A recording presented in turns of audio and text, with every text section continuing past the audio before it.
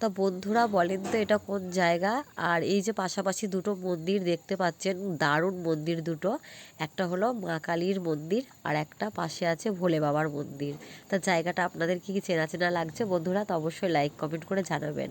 তাই এটা হলো বেতাই কড়ুইগাছির কালী মন্দির আর শিব মন্দির। তাই এখানে আমরা চলে এসেছিলাম বেতাই রাসমেলা দেখতে। তাই এখানে রাসমেলা দেখতে এসে একটু ইচ্ছে হলো মা কালী আর ভোলেনাথের দর্শন করতে, কারণ এই জায়গাটা খুব সুন্দর, দারুণ।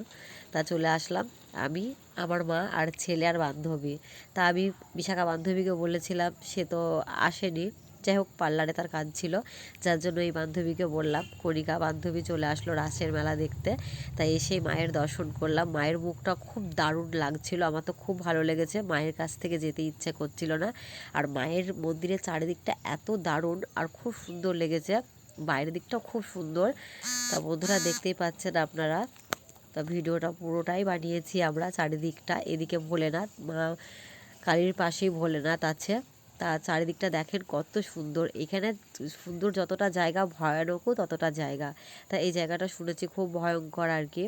তা যাই হোক, তা আমাদের সাথে যে আমার দাদার ছেলে এসেছিল টোটো নিয়ে, তা ও বলল বাড়ি ফিরে যেতে হবে খুব তাড়াতাড়ি, কারণ এখানে জায়গাটা অতটা ভালো না। কারণ এখানে সন্ধ্যা হলে মানুষজন খুব একটা বেশি আসে না, যার জন্য আমাদের এখানে থাকাটা ঠিক হবে না। তাই বেশি দেরি করলাম না, একটু ভিডিও করলাম আর ভোলেনাথকে, মা কালীকে প্রণাম করে চারিদিকটা একটু ক্যামেরা বন্দি করলাম। তাই এবার বেরিয়ে পড়বো।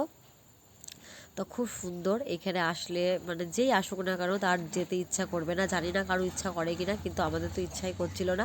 দেখেন চারিদিকটা, এই যে দেখছেন সামনে অন্ধকার, এই যে ওই সাইডে আছে ভুতুড়ে হসপিটাল। তা ভুতুড়ে হসপিটালটা আমরা রাত্রিবেলায় অন্ধকারের জন্য তুলতে পারলাম না। দিনের বেলা একদিন আসবো, খুব ইচ্ছা আছে ভুতুড়ে হসপিটালের ভিডিওটা বানানোর।